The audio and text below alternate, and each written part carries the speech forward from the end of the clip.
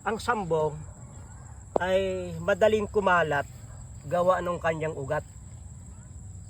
Parang ang kanyang bulaklak ay hindi gaanong sumisibol. Ngunit pag yung kanyang ugat makarating dyan at lumutang sa lupa, maghahanap ng nutrients, ay susulpot ang maliliit na sambong. Ito ay isang halaman na gala. Kumakalat ito at ang gusto niya ay yung buong teritoryo ay maging kanyang kingdom, maging kanyang kaharian.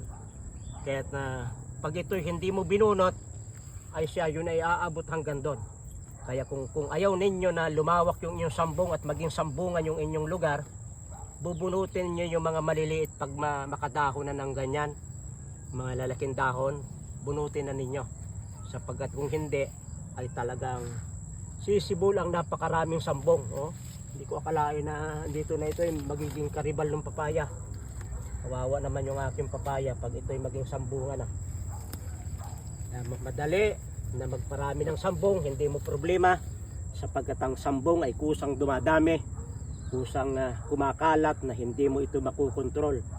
Sapagkat ganyan talagang kanyang nature. Maraming salamat sa inyong pagsubaybay sa Natural Wilderness Ipasubito.